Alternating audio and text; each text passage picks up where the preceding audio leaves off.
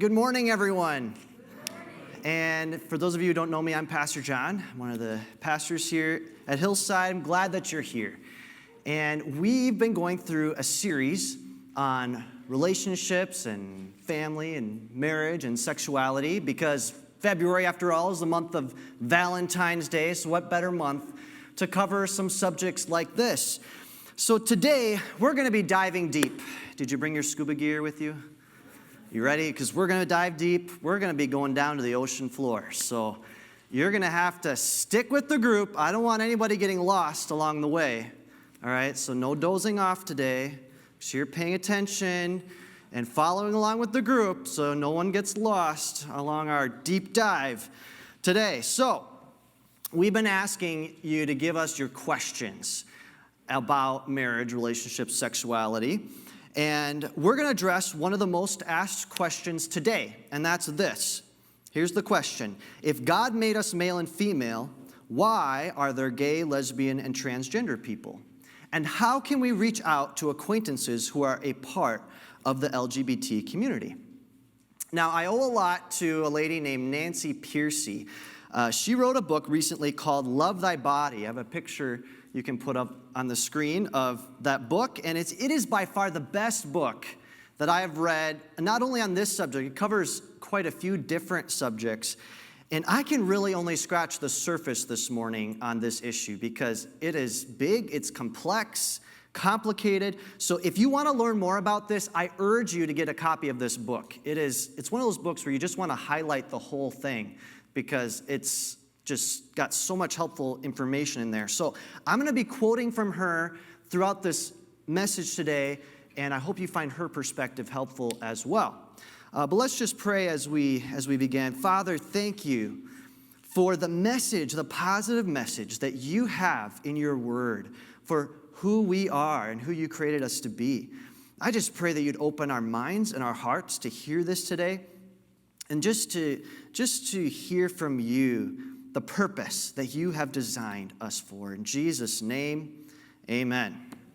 All right, well, when we think about truth, when we think about reality, our culture has divided truth and reality into two parts. Used to be it was unified, but now you see it's in two different parts, two camps, if you will. In one camp, we've got science. We've got science, reason, things you can observe, things you can measure. All that kind of stuff is in this science camp over here. In this other camp, we have everything you can't observe, everything you can't see, like your feelings, your values, your beliefs about things. We've got these two different camps. Now, the science camp, you probably heard this word before, modernism. That's what we're talking about with the science camp. It's the belief that reality should only be defined by what you can see, what you can observe, what you can measure.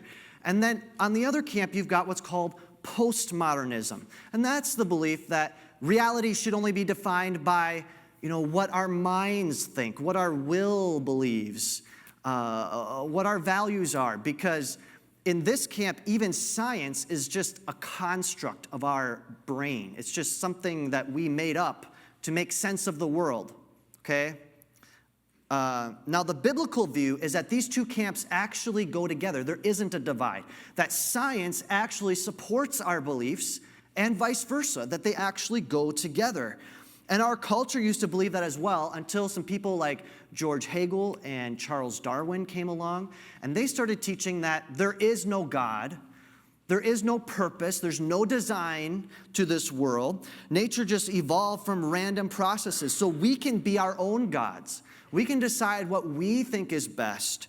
Our minds and our feelings are what really matters, because everything that we see around us, all nature and everything, it just evolved from random chance. It doesn't really matter, what that is. It doesn't matter. We can decide what we want to believe. So it's really separated truth and reality into these two different camps. Francis Schaeffer described it this way, and I've got a picture. It's the two-story divide. On the first level, the bottom level, you have science. Okay? Those are the things that people think, well, we should all accept what science says, right? We should accept that, science says this is 2 feet or whatever. Science says that you're white or you're black. Science says that you've got 2 eyes, you've got 10 fingers, 10 toes. That's what science says. That's the lower story. On the upper story of this building, we've got morality, values, beliefs, your beliefs about God, theology. That's where people say, well, this can be true for you, but it's not true for me. Okay? I told you this is going to be a deep dive. Are you guys with me this morning? Did you get a little lost here? Here's what you need to know. Here's the main point. The key to understanding all these different controversial issues today is this, that what it means to be human has been divided. The human being has been divided into an upper story and a lower story. Today, people split humans apart and say that your body is different from who you are as a person. That there's a difference. They're not the same thing. That the body is part of the lower story, and who you are as a person, how you feel and everything, that's part of the upper story. They're separate. It kind of explains the phrase mind over matter. Mind, how you feel and think, over matter, your body. So if there's no God, if there's no real design or purpose, then we can make nature, as well as our bodies, be whatever we want them to be. We can make them what we want, because our bodies are just a clump of matter. It's just tissues and cells. It's just raw materials that the mind can manipulate and control and make what it wants it to be. Do you see how this reasoning explains the logic behind abortion? Because after all, if a baby is just a mass of tissues, clump of cells, raw material that we can use for whatever benefits we get out of it, then of course abortion's okay then. The baby's a human being, but it's not a person. A person is only defined as someone who can think. This is a really low view of the body. It ignores the science that shows that from the moment of conception, an embryo has a full set of chromosomes and DNA from the moment of conception. In the Christian worldview, there is no split between your body and who you are as a person. They are together. You can't separate them. And this view also explains the logic behind euthanasia, assisted suicide. According to this same theory, if you lose your mental awareness, you can't think anymore, or even if you were born mentally disabled, then you're no longer a person. On the lower story, your body's still human, but on the upper story, because you can't think, you can't reason, you're not a person. You're a non-person, and a non-person is just a body, a disposable piece of matter. Doesn't matter. This is a really low view of the body. And this is also how we justify casual sex and the hookup culture, because after all, if your body is separate from who you are as a person, it doesn't matter what you do with your body. It doesn't matter. Sex doesn't have any connection to who you are as a person. Sex is purely physical. It's separated from love and commitment. Again, this is a really low view of the body. In the biblical worldview, sexuality is a part of who you are as a whole person. It affects everything about you. So, what about homosexuality?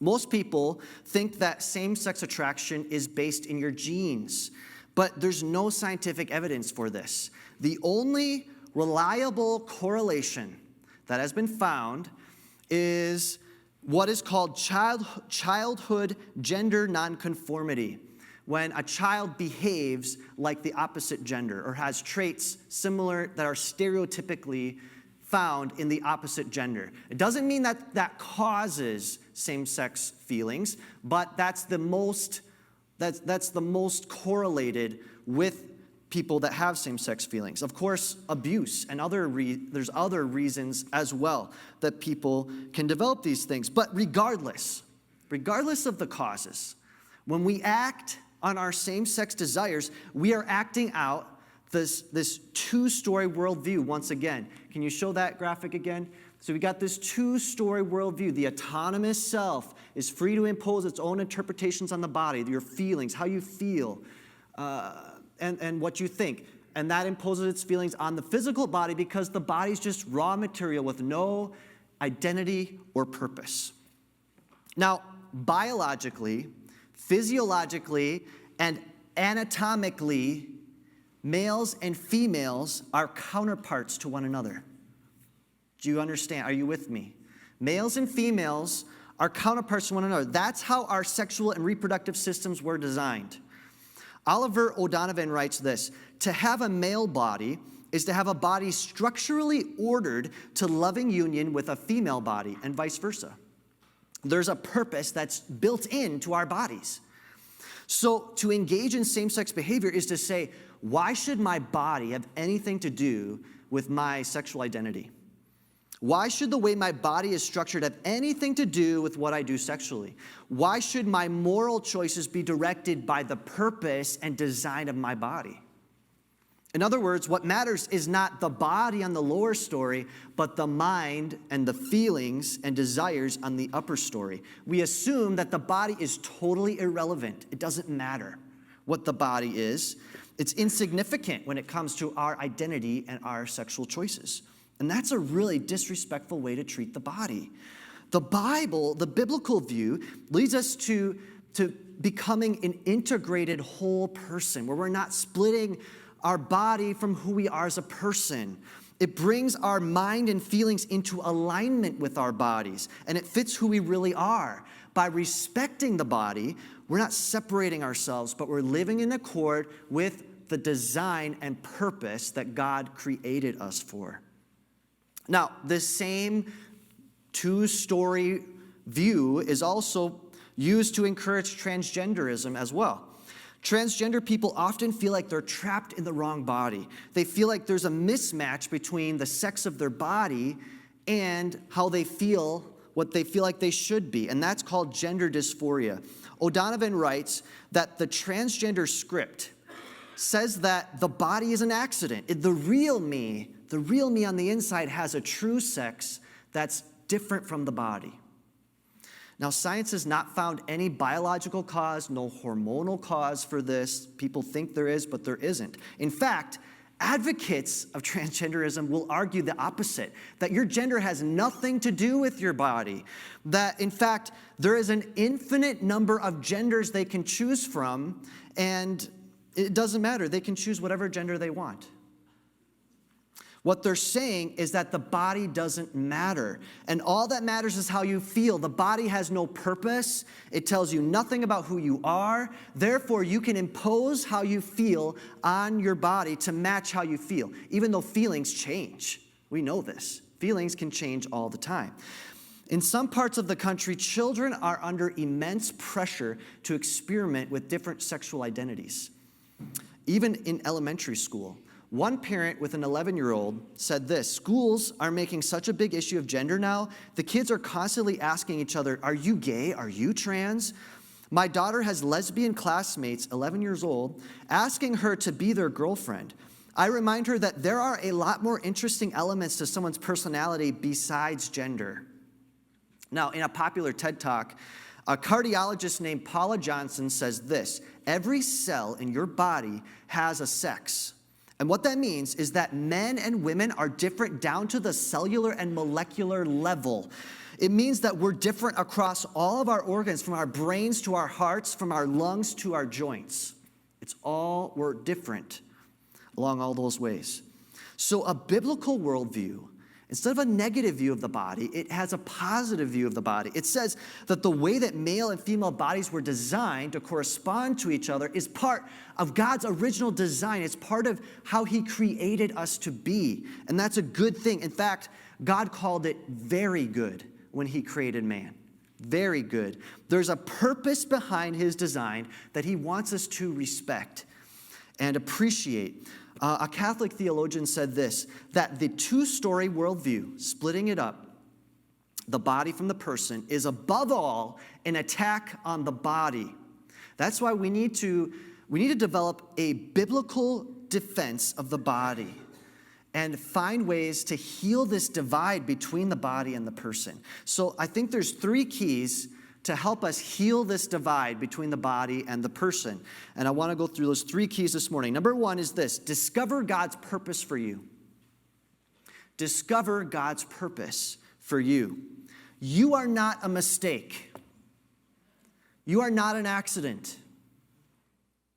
You are not the product of random chance. You were designed on purpose for a purpose. Do you believe that? Yes. Psalm 139 says this in verse 13, talking to God, "For you created my inmost being. You knit me together in my mother's womb. I praise you because I am fearfully and wonderfully made. Your works are wonderful. I know that full well." You see, God values your body. He could have made us like the angels. Instead, he made us with a physical body in a physical world. Why? He values our body. He made us in his image. And he didn't just design us. He designed this entire world to proclaim his purposes and his plan. The church fathers, the early church fathers, said that God reveals himself to us in 2 books: the book of his word, the Bible, and the book of his world, creation. Psalm 19 verse 1 says, "The heavens declare the glory of God. The skies proclaim the work of his hands." And the Apostle Paul tells us that creation expresses God's power and character. Romans 1 verse 20. "For since the creation of the world, God's invisible qualities, his eternal power and divine nature have been clearly seen, being understood from what has been made, so that people are without excuse." So here's a question some people have. If the world reflects God's character and God is perfect, then why is there so much evil and hurt and just sickness and trouble in our world? The reason is because when God created the first 2 humans, Adam and Eve, he made them perfect, without sin, they had no concept of evil at all. He told them not to eat from one tree. What do? They disobeyed him, they ate from that tree, and because of that, they began to understand what evil was. That brought all kinds of sin and evil and hurt into our world because we're all descended from them. We're part of that sickness, that sin. So yes, the world isn't perfect anymore, but you can still see signs of God's handiwork everywhere. You can see the purposes that he designed in this world, in everything. I mean, why do you have eyes? Why do you have ears? Why do fish have fins? Why do birds have wings? They have a purpose. There's a reason they have. How do you know if someone has a bad leg? Because it's not working right. Because you know there's a purpose. You know it's supposed to function a certain way. It's not just there just to be there. It's there because it has a purpose. You see, you understand that God designed you for a purpose. You understand it implicitly. You can see that. Inside each of your cells is DNA. In each of your cells. And there's 3 billion base pairs that make up DNA. 3 billion. And there's so much information in your DNA that it could fill 1,000 encyclopedia-sized books. 1,000 encyclopedia-sized books of information in each of your cells. Isn't that amazing? It's crazy.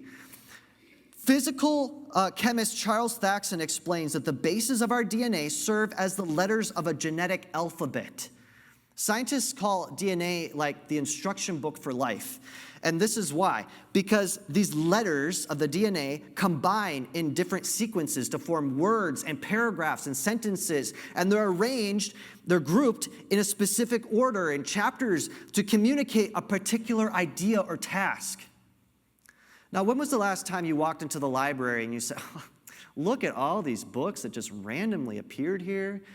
Look at all these. I opened this book and these pictures, these are just random pictures and all these random letters and words that just magically came in here. And, it just somehow makes sense. It's just amazing.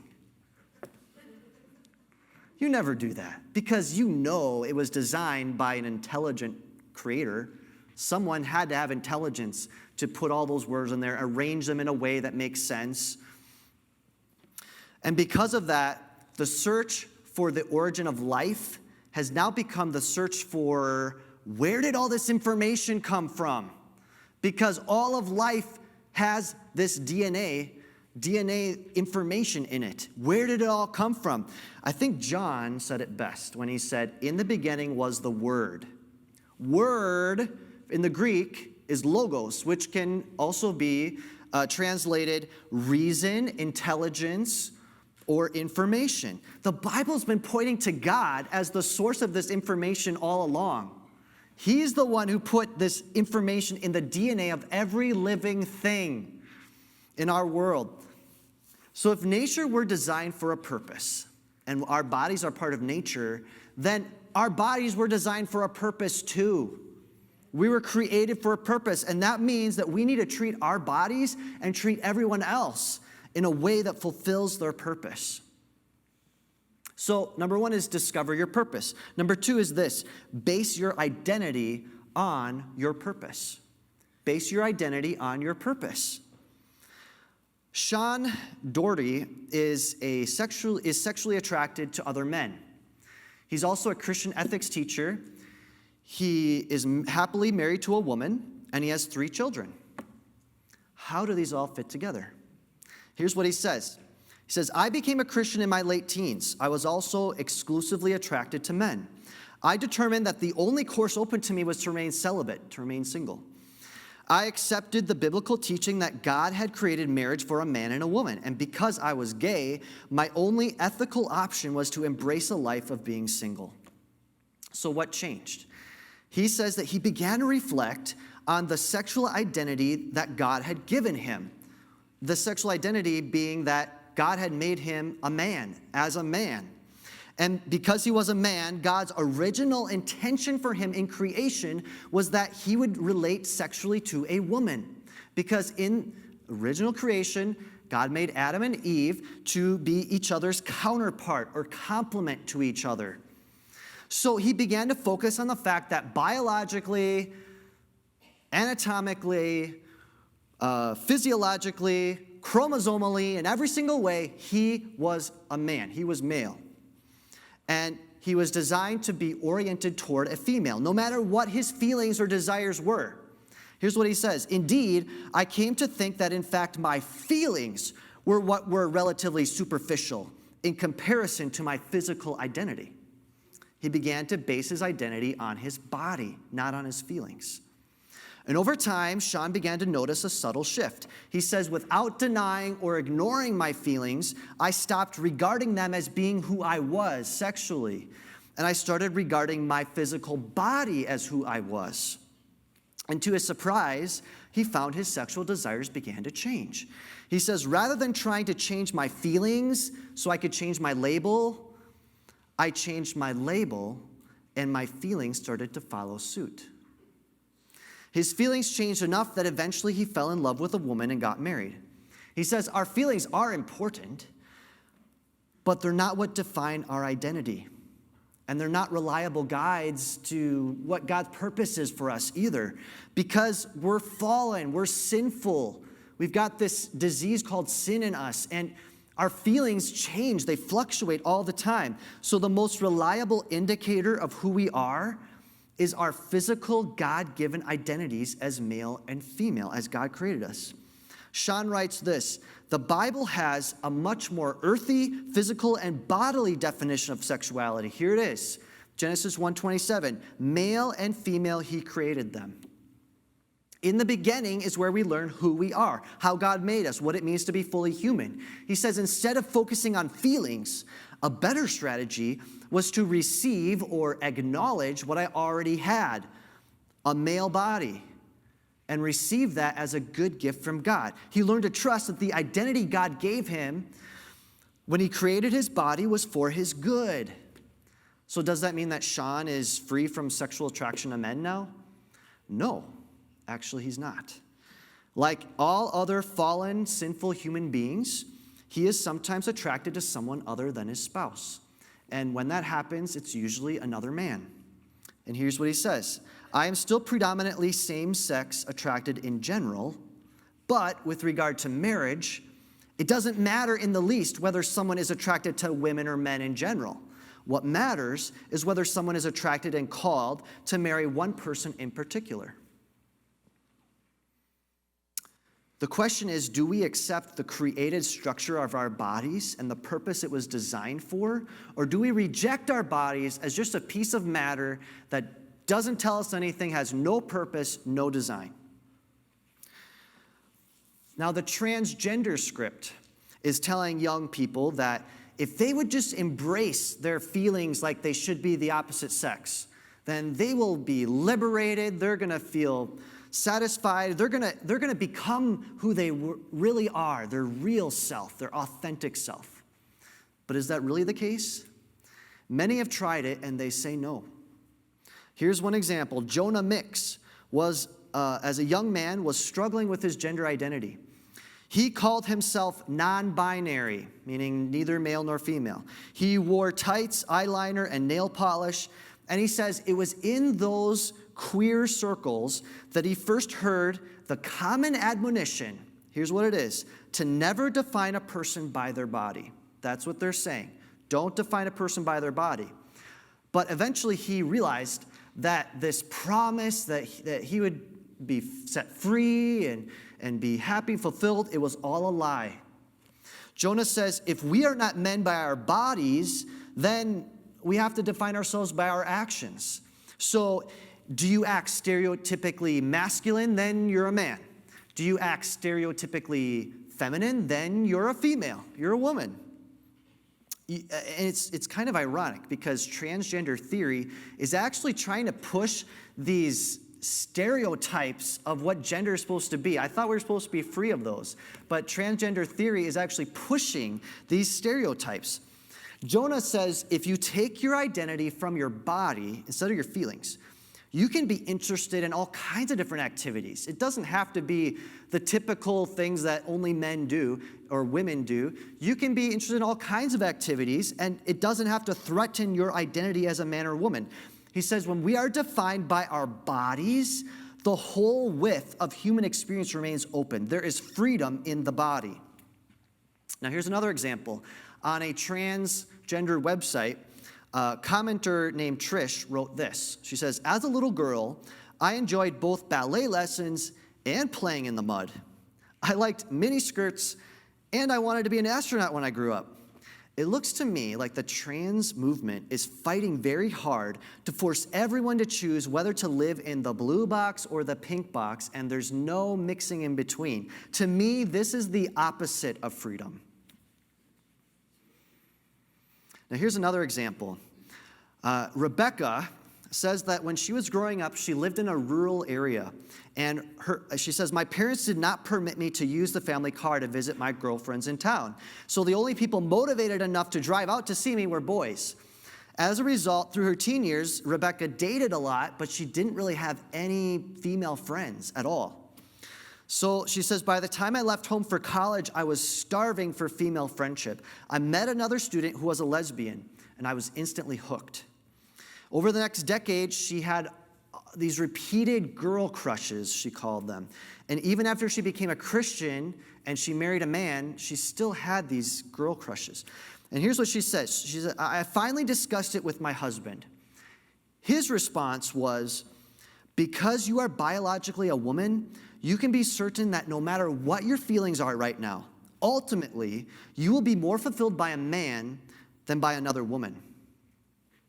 And he said, it goes both ways. Because I am biologically a man, no matter what my feelings might be, ultimately I will be more fulfilled by a woman than by another man. That's how God created us. And that logic really hit home with her and changed how she was interpreting her feelings. And actually, as a result, it lessened and reduced her same-sex feelings. And now that she has children, she sees that sexuality is not just about pleasure, it's not just about romantic connection, but it's also part of God's plan to create stable, loving families. In one study done by a lady named Lisa Diamond, she studied those who identify as homosexual, and she found that 40% of men and 48% of homosexual women said that in the past year, they had experienced attractions towards someone of the opposite sex in the past year. And then she looked at those who identified as heterosexual. And she said in the past year, 25% of men and 50% of women reported having at least some same-sex attraction in the past year. So it's not necessarily that uncommon. We don't choose our feelings, but we do choose our behavior and identity. Few people who experience same-sex feelings actually act on those feelings, and even fewer identify as gay, as a homosexual. The Bible offers a better way to define our identity than on our sexual attractions. We can define our identity on the fact that we were created in the image of God to reflect His character, that we are loved and redeemed children of God. When we center our lives on the truths in God's Word, then our identity is secure no matter what our feelings are, because feelings change. And even if feelings don't change, our identity is secure in who we are in God. So 1, discover God's purpose for you. Base your identity on that purpose. And number 3, live as an integrated whole person. No one really denies that on the level of biology and anatomy and biochemistry, that males and females correspond to one another. That's the way the human sexual and reproductive system was designed. That's why when someone embraces an identity that is other than heterosexual, it causes an internal dissonance, a turmoil on the inside. You're fighting against yourself because you're fighting against your biological design, the design of your body. You're not matching the real world. And as a result, it is inevitably destructive. What you're saying is, why should I care about the structure of my body? Why should I let that determine my identity? But why assume that feelings are more important than your body? It's no wonder that the Bible says that same-sex activity dishonors the body. Romans 1:24 says, therefore, God gave them up to the dishonoring of their bodies. It's such a low view and disrespectful towards your body.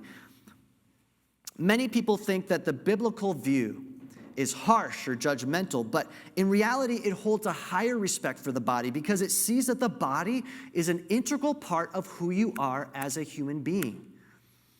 So the way to love people is by supporting what is genuinely good for somebody in light of the way God designed us. It respects people in a holistic way and leads to richer and deeper sexual relationships. Here's another example. Brandon, as a boy, was quiet and sensitive. And so in preschool, while the other boys were roughhousing, he didn't want to do that. So he would sit with the girls and talk. And as he grew up, he just felt like he wasn't really a boy, but he didn't really feel accepted as a girl either. So he just felt like God had made a mistake.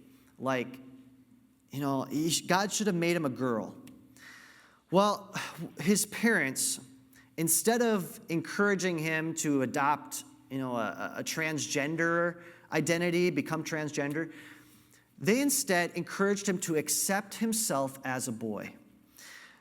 He's just a little more sensitive and emotional than the other boys, but he's still a boy. And they told him, take your identity from your body. Physically, he's male. And they took him through personality tests like the Myers-Briggs, and to show him that it's okay for a man to be gentle and emotional. Maybe God has gifted him to be a counselor or a healthcare worker or some field like that where you need somebody who can understand emotions better. And, just the same, it's okay for a woman to have leadership skills, to be assertive. That's okay. So his parents told him over and over again, it's not you that's wrong, it's the stereotypes that are wrong. And then they looked at biblical examples like Esau and Jacob.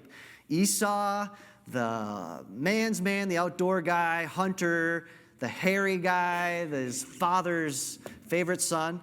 Then you got Jacob, who is the quiet, gentle guy who liked being indoors. The Bible never gives any indication that Jacob was any less masculine than Esau.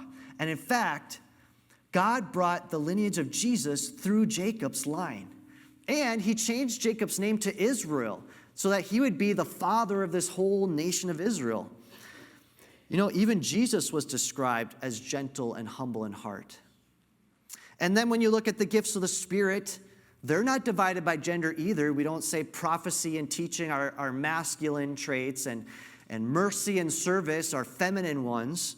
No, the Bible says that the Spirit distributes them to each one just as he determines. So we really need to follow the example of these parents and affirm our children, our youth, and make sure they know that it doesn't make them any less of a man or woman if they're interested in things that aren't stereotypical to their gender. And we need to be proactive in this. Don't wait for your kid to start, being confused, because guess what? The world's pointing it out to them. The world's saying, oh, look,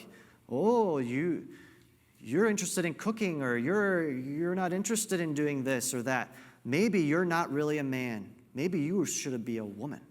Maybe you're not really a woman. You're more assertive. Maybe you should have been a man.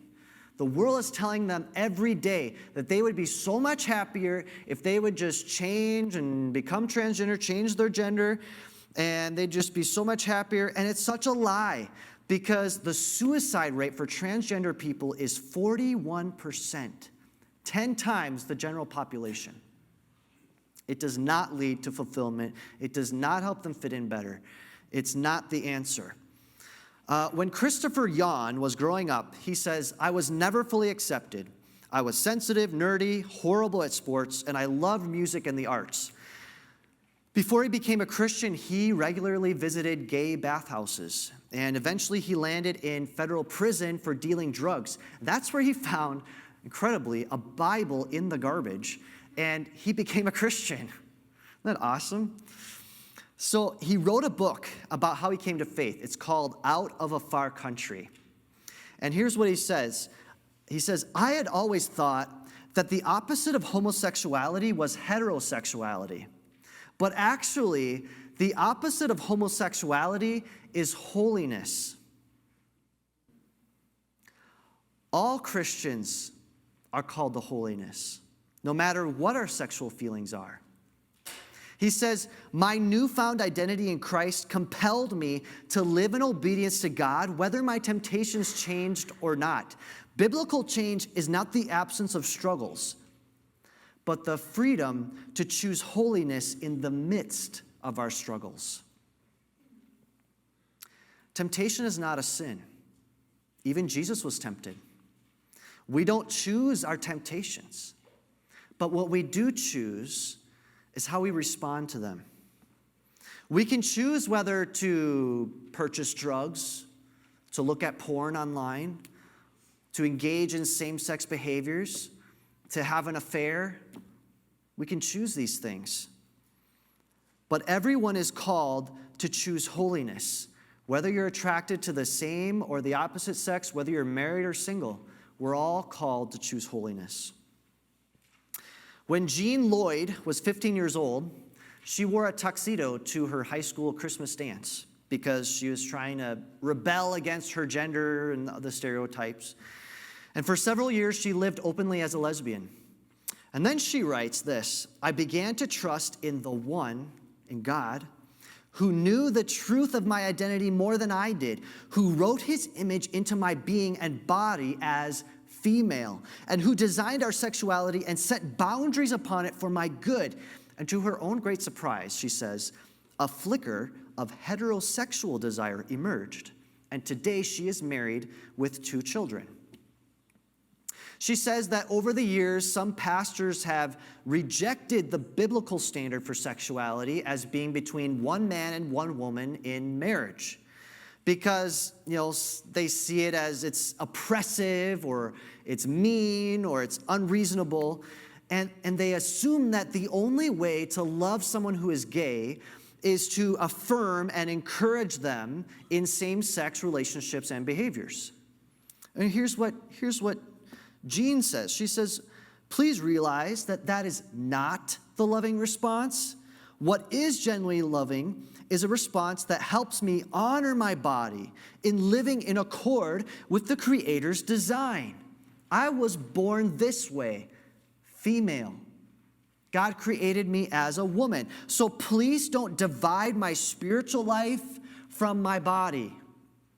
And she also says this, I should be credited with the same moral agency and responsibility as everyone else in the Christian community. If single people who are heterosexual are called to celibacy and are said that they have the power to live out God's commands, then so should I be. To treat me according to a different standard is to lower my dignity before God. I too am called to be holy. You know, viewing the body in a negative way is not a new thing. It's not. It's been around for thousands of years. In fact, the early church dealt with this. It's a philosophy called Gnosticism. And Gnosticism was teaching that the body is totally other to who you are. It's totally against you. It's an unruly piece of matter that your soul has to struggle to control and manage. And a popular pun that they would say at the time was that the body is a tomb, because body is Greek soma, tomb is Greek sema. They'd say the body's a tomb, it's dead, you don't want that body. You got to try to get out of your body, elevate yourself from your body so you can do whatever you want with your body. It's just matter, it's dead. That's why Christianity was so revolutionary, because the church taught that this whole world was created by the Most High God, and so it's good. It's inherently good. And what really set Christians apart was that their belief was that Jesus, God himself, came down to our physical world in a physical body. Why would God do that? John 1:14 says, the Word became flesh and made his dwelling among us. This was such a great scandal at the time, and that's why the apostles stressed over and over that Christ had a body, and he did everything in his body. Colossians 2:9, in him all the fullness of the deity lives in bodily form. 1 Peter 2:24, he bore our sins in his body on the cross. Hebrews 10:10, we have been made holy through the sacrifice of the body of Jesus Christ. Now, when Jesus was executed on the cross, Gnostics would say, oh, that's great. He escaped from his body. But then what does he do? He comes back to his body and is resurrected. And then he ascends into heaven with his body. Now, we don't always think of that as spiritually significant, but it is. It's significant because what it says is that his humanity, Christ's human nature, is forever connected to his divine nature. He did not leave humanity behind. He didn't say, oh, now I'm done with that body. I'm leaving it on the earth. He took it with him because he can forever identify with us. He values our bodies, and he wants us to value them as well. He wants us to see the purpose behind his design and to live in accord with that purpose, because that's the way that we can truly live the most fulfilling and satisfying life possible. We don't hold on to our moral standard because we think we're better than other people or we're trying to judge other people. We hold on to it because we know that certain acts are healthier and they're more fulfilling because they're in line with how God made us. So with that in mind, we need to be a community that welcomes the outcast and the marginalized. We're casualties from this sexual revolution that is just hurting people. These casualties can find hope and healing and restoration. Loving God means loving everyone who bears his image and helping to set people free from the traps of this destructive and dehumanizing way of living. Paul wrote this, Christ's love compels us, and the same motivation should drive us as well. Our greatest impact will take place when outsiders can see how we're acting and how we treat people, and they say, wow, just like they said of the early church, wow, look at how they love one another. Father, I pray that you would help us to live this out, to reach out to others with love and with this positive message that you created us for a purpose. Sometimes we get too focused on the sin that we forget to help people that have no concept of God, who just feel like they're just made by chance, just randomly. We forget to help them see how you created us for a purpose. You designed us the way we are, and it's a good thing. You love us so much. I pray right now for anyone in this room who needs to commit their life to you, Jesus, that they would do that right now. Just as I prayed earlier, that they would receive you into their lives, commit their lives to you, to receive your forgiveness and your cleansing, your healing, because you can forgive us of anything. There's nothing so bad, nothing so dark or evil or sinful or wicked. There's nothing that can separate us from your love, nothing that you can't forgive. You just wait for us to come to you and say, Jesus, forgive me. I am changing my ways with your power, with your help. I want to get on the right track, the track that leads to life, to fulfillment, to satisfaction. Lord, help each of us today to discover the purpose that you have for us. These ideas that are around us, it's so easy to let them get into our minds, to let them influence the way we think, to think, I don't really matter that much. My body's not that important. And we start to forget that you created us for a purpose. We're not an accident. That you want us to base our identity on our body, on how you created us.